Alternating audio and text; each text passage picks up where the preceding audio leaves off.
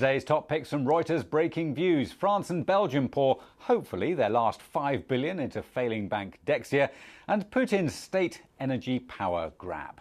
Well, with me now to discuss these stories is Reuters Breaking Views European editor Pierre Briançon. Pierre, thanks for joining us once again. Let's start with France and Belgium, hopefully their last $5 billion into Dexia. Breaking Views predicted this one. Well, yeah, we knew when we last wrote about it, we knew that it wouldn't be the end of it.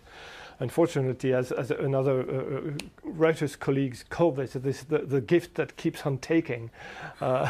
In this case, it all comes out. Hopefully, I think there's a serious possibility that this might be the last billions they're pouring into that big hole. And this is the third time, isn't it? Yes, absolutely. Let's put that into context. But of course, the context hasn't improved. It all came down. It's all a matter of write-downs on the assets the bank is currently selling. The bank is currently disappearing. I mean, this is a planned winding down of the Dexia, which will not exist in any kind of way or form in a couple of years.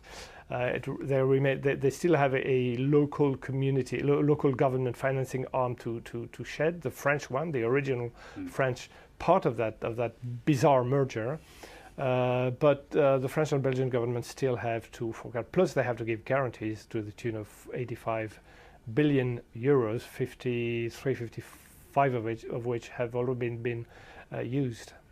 They're still making losses. So 11 billion last year, 2.3 billion in the first 9 months of 2012. They must have assets that are worth something in there somewhere, aren't they? Well, less and less, yes. Because they're selling them by the drove. But again, and part of that money is, I mean, this is a circular world because they are paying the French and Belgian government for the guarantees that is provided to what remains of the bank. And it is a nightmare. It still will weigh on the French and Belgian governments.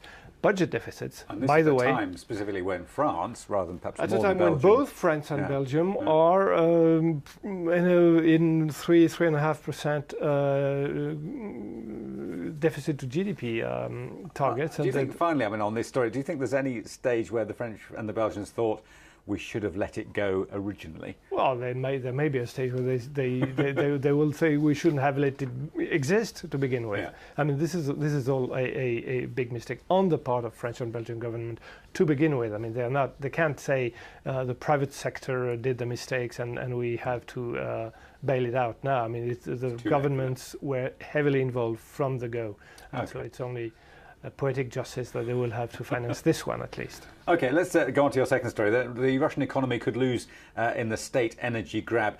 This is the state, as in effectively Putin and his champions, Rosneft and Gazprom. They've been fairly active. It's definitely, you're right to point out that it's a Putin thing, it's a president thing. And the irony, of course, is that the government, headed at least nominally by Prime Minister Medvedev, is making the opposite noise, is calling for the private sector to intervene, calling for a bold privatization of the energy sector. What happens is the opposite. Putin wants to structure the energy sector around two national champions, Gazprom for the gas and Rosneft for the oil, allowing for some competition between the two. Rosneft is trying to export some gas as well. But guess, between Medvedev and Putin, guess what game the foreign oil companies are going to play?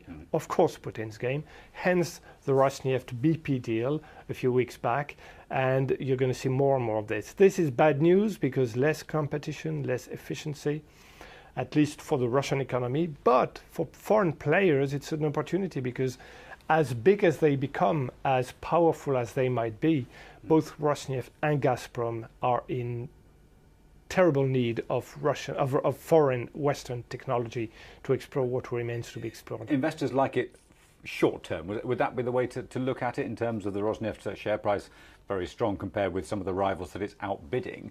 Is this a limited time game then? Neither Rosneft nor Gazprom are an interesting game for Western investors.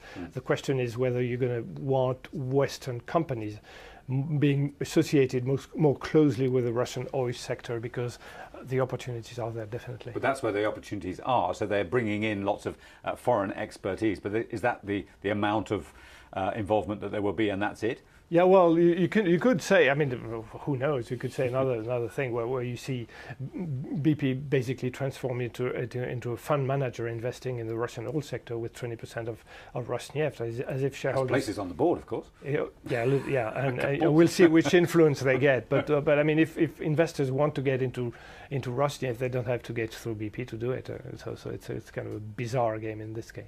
My thanks there to Pierre Briançon. Now for more agenda-setting financial insight, watch our US Breaking Views show every day at 12:30 Eastern, that's 17:30 GMT. I'm Nigel Stevenson. This is Reuters.